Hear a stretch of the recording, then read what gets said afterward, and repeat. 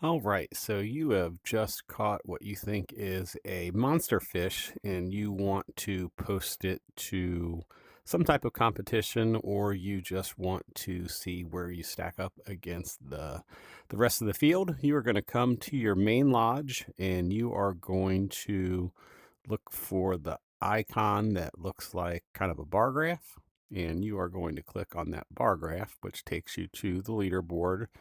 So I'll get off of the bar graph. So click the bar graph. The normal landing place is going to be where it shows you how many leaderboard points you have, to see where you rank for the season to win the pair of gloves. If you're top 100, you're going to hit the drop down and you're going to switch this to fish. And then it's helpful to know what classification your fish is in: small, medium, large, huge. And you go here, and here are all the small fish. Hit your drop down, medium fish. The way it's organized, it can be difficult to find your fish, and I'm going to show you after this video how to go about finding your fish. We have a spreadsheet at Doc's Daily Derbies, and Steven, our person who runs the #1 contest, created a way for it to be very easy to locate your fish. So we'll take the Arctic grayling, and so these are rows left to right, columns are up and down.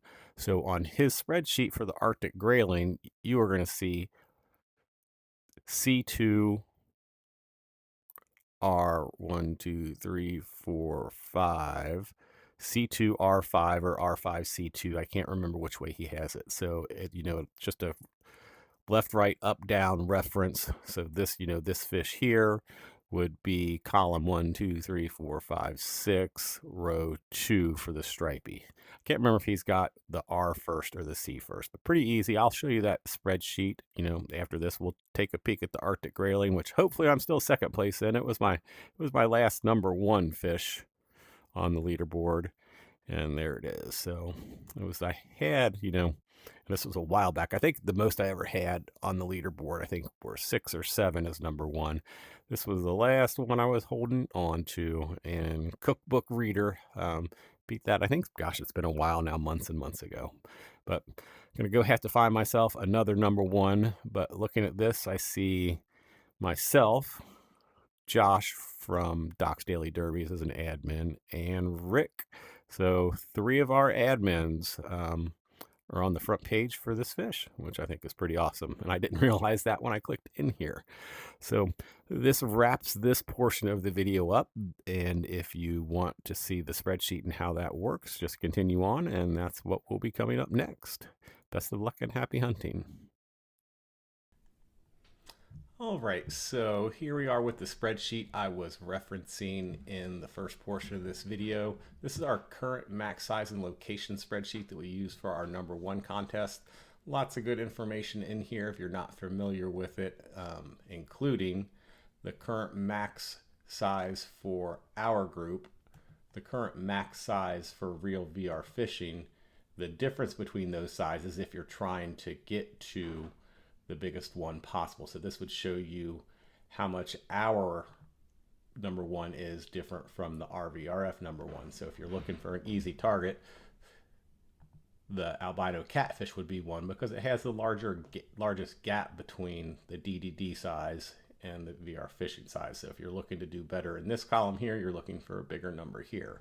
But back to what we were talking about in the video, I referenced the Arctic grayling, and I was referencing this column here with these numbers in pink that Steven has provided for everybody. So like I said in the video, the R is for rows. Those are left to right. Columns are up and down. So when we looked at the Arctic grayling, we were looking at R5C2. That was within the medium classification. One of the things I did say in the video is it's helpful to know if your fish is small, medium, large, huge. That information also lives here. So if you know the name of your fish, you will see which drop down to pick on the size, and then you just look. So like if you were looking for the Atlantic horse mackerel, you would go to column 4.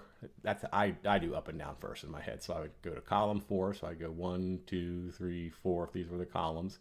And then I would go down to the 12th fish, and that would be our Atlantic horse mackerel. So this makes it much, much faster to find the fish on those, especially I think medium is the most fish, most columns, most rows. So there you go. And that is it for the video, and best of luck and happy hunting out there looking for those number ones. Take care and have a great day.